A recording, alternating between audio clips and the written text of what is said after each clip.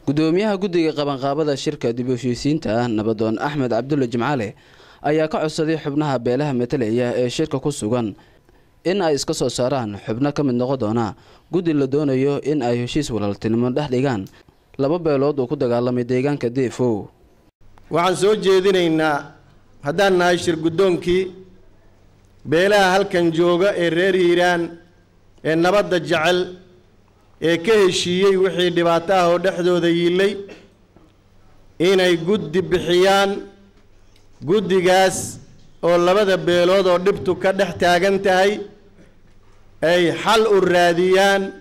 nabad ugu baaqaan. xildhibaan Maxamed Maxamuud Guure oo ku hadlayay magaca xildhibaanada baarlamaanka Soomaaliya ee maanta shirka ka soo qayb galay ayaa sheegay in ay soo dhaweynayaan in dib u heshiisiin loo sameeyo beelaha dirirtu dhex martay oo ah baaq geesinimo baaq raganimo baaq muujinaya colaadii Hiiraan inay soo afjarantay waxa geesinimadu ma aha sida aad qoriga u rido ama sida aad waranka u tuurto geesinimadu waxa weeye inaad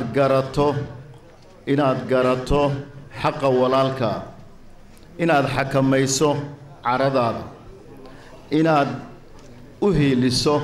maslaxadda deegaankaaga iyo dalkaaga taasaa geesinimo ah geesinimada aad muujiseen sida aad ugu sharafteen ergooyinka iyo dhammaan reer Hiiraan iyo annaga oo xildhibaanada gaar ahaan waan idinkaga mahad celinaynaa. kowdii bishan May oo aynu ku guda jirno ayay ahayd markii uu furmay shirka dib u heshiisiinta beelaha deegaanka gobolka Hiiraan ayaa waxa heshiis gaaray 8 beelood oo shirka ka qayb galaya. Cabdishakuur Ismaan Cali SNTV Beledweyne.